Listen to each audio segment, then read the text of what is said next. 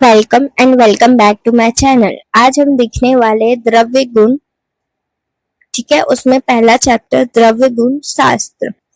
तो पहले हमें देखना है कि द्रव्य गुण विज्ञान होता क्या है। ठीक है, तो हम द्रव्य गुण विज्ञान में द्रव्य के बारे में पढ़ते हैं।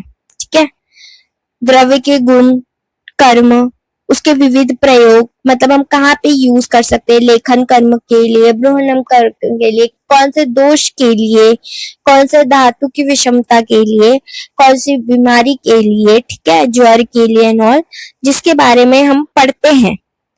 जिस सब्जेक्ट में, उस सब्जेक्ट का नाम है द्रव्य गुण विज्ञान। ठीक है, अब द्रव्य गुण शास्त्र का प्रयोजन और महत्व क्या क्या है। तो पहला है स्वास्थ्य की रक्षा करने के लिए।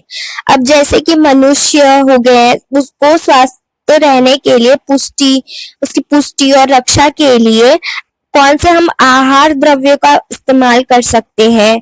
ठीक है, उसकी दोष धातु मल को सम अवस्था में रखने के लिए कौन सी आहार द्रव्य का यूज कर सकते हैं, ये भी एक प्रयोजन ही है।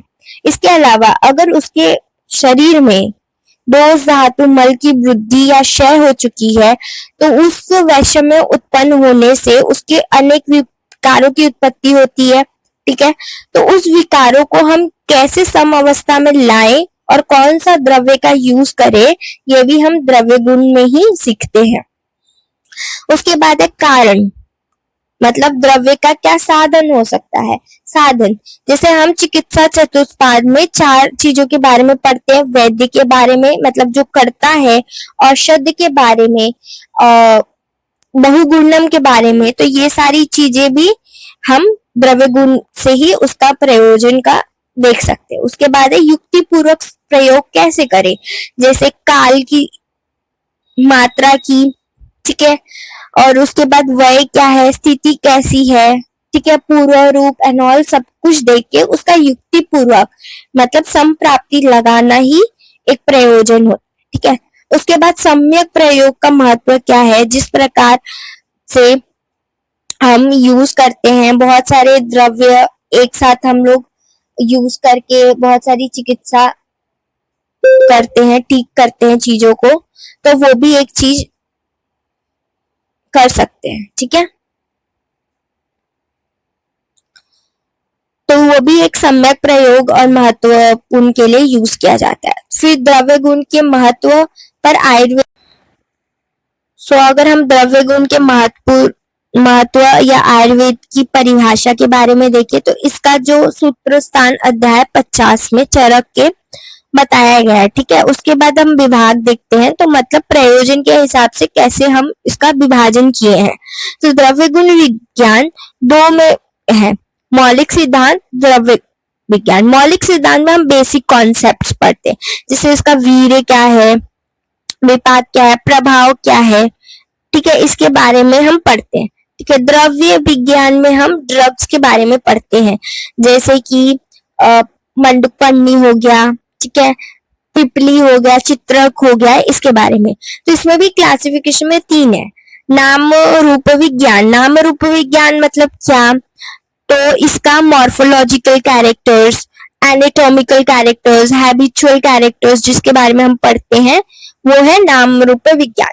संयोग विज्ञान में फार्मेसी में, जैसे इसका कल्प बनाना, चूर्ण बनाना, ठीक है, वटी बनाना, इसके बारे में पढ़ते हैं।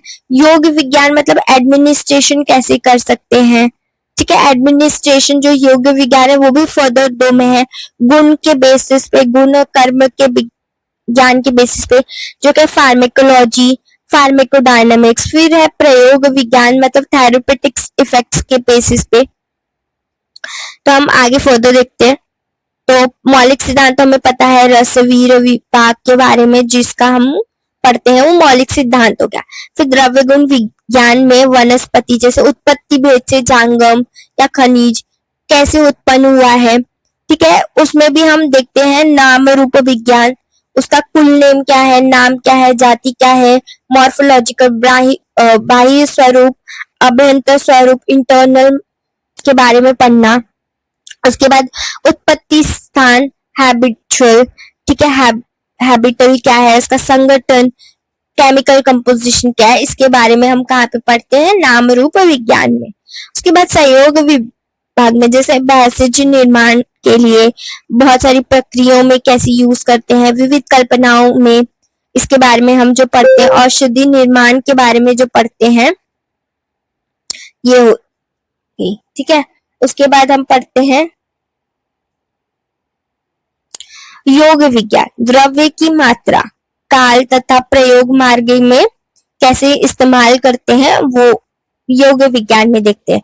इसमें भी दो प्रमुख शाखाएं हैं, गुण कर्म विज्ञान, रस वीर विपाक, गुण पे आधार पे हम कैसे लेते हैं, प्रयोग विज्ञान से जैसे कि पत्य अपत्य का विचार करना, गुण कर्म के आधार पर विविध कैसे प्रयोग किया जाता है। उसके बाद हम पढ़ते हैं पदार्थ, तो द्रव्य गुण शास्त्र में भी 7 पदार्थ के बारे में वर्णन किया गया है। पहला है द्रव्य, यत् आश्रितम कर्म गुणाम कारणम समवायत तद द्रव्य, जिसमें गुण और कर्म समवाय संबंध से आश्रित हो उसे द्रव्य कहते हैं। समवाय मतलब क्या होता है, निरंतर रहना, जब तक द्रव्य का नाश नहीं हो जाता तब तक उसमें गुण और कर्म रहेंगे।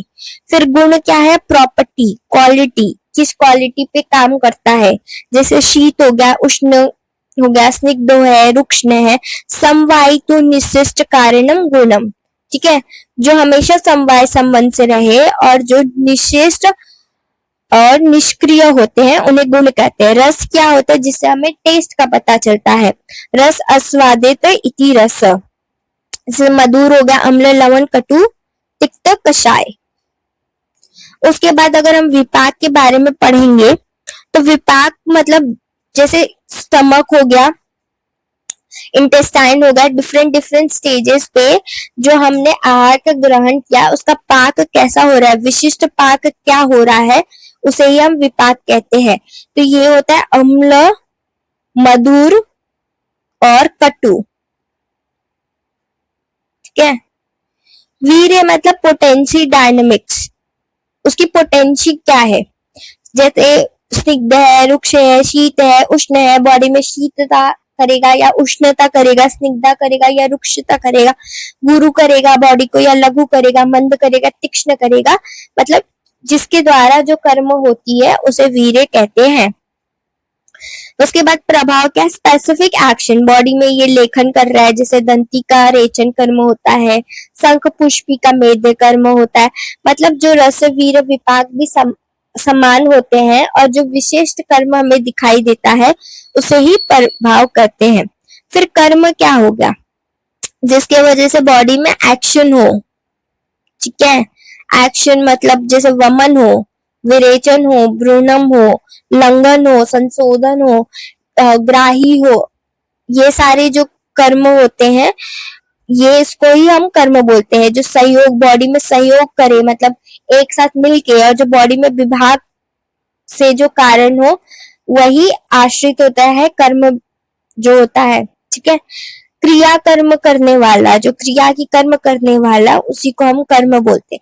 सहयोगे च विभागे च कारणम द्रव्य आश्रितम कर्तव्य स क्रिया कर्म कर्म नंद उत्पत्ति क्षेत्र, ठीक है। Thank you for watching.